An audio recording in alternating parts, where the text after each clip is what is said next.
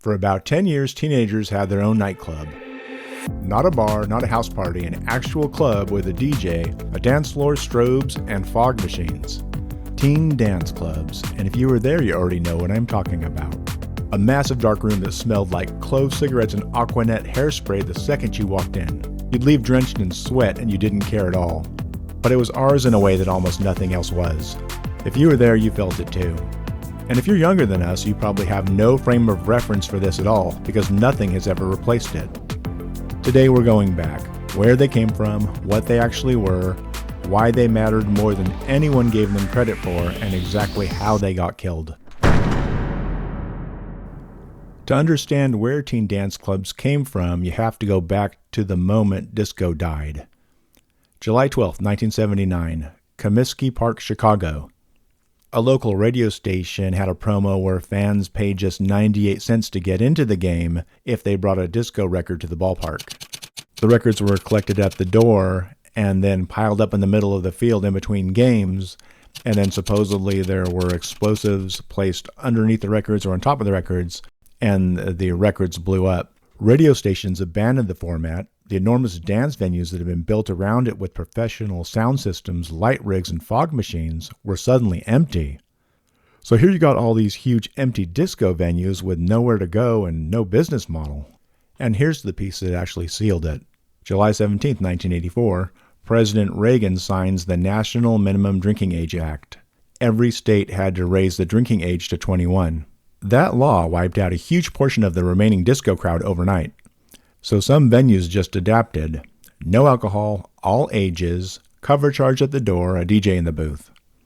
Now I want to tell you what these places were actually like, because the research can only get you so far. I grew up about 45 minutes south of Seattle, and I was hitting teen dance clubs starting at the age of 16 years old. Every weekend, sometimes Friday and Saturday both. In my area alone, there were 8, maybe 9 to choose from at any given time. The format was similar everywhere. I'd say that half the dance clubs were like R&B, top 40, and then half the dance clubs were new wave, dark wave, and stuff like that. I was really drawn to the new wave, dark wave, industrial stuff. It was awesome. And the music was unlike anything you heard on the radio. The DJs would find just these really cool records from the UK. It would be like new wave, post-punk, industrial, dark wave.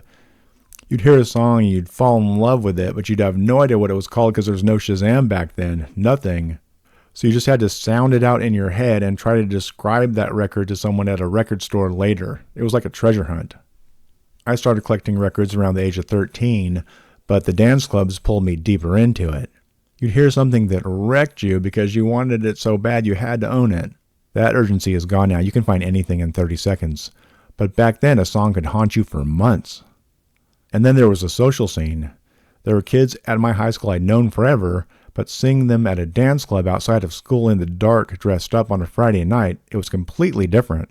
Most of the girls I dated in high school back then, I either met at a dance club or it's where things actually started. There's a concept in sociology called the third space. Home is the first space, school or work is the second. The third space is somewhere outside of both where community actually happens. For Gen X and Xennial kids, the teen dance club was the third space. You started recognizing faces after a few weekends, then you knew names, then those people became your friends in a way that felt different from school friends, because you chose each other. Nobody assigned you to the same homeroom, you just kept ending up in the same dark room on a Friday or Saturday night. So how does something so woven into a generation's identity just disappear?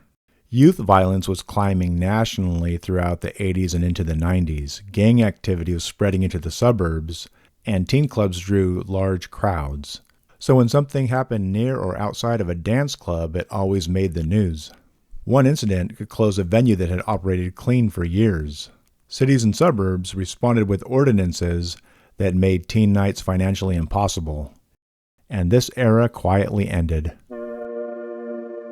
Today's teenagers have social media and a million ways to be technically connected at all times. But they don't have a physical place that is genuinely, exclusively theirs. A room where you're just a kid in a dark space trying to figure things out, and every exciting or awkward moment was just part of the night. We got to navigate the world a little early, a little unsupervised, and it turns out that that was actually a gift. We didn't know it at the time. We were just trying to figure out what that song was called, and dance close enough to someone that you both just sort of ended up together without either of you having to actually say a word. We had a space that was ours, and if you were there, you already know how much it mattered.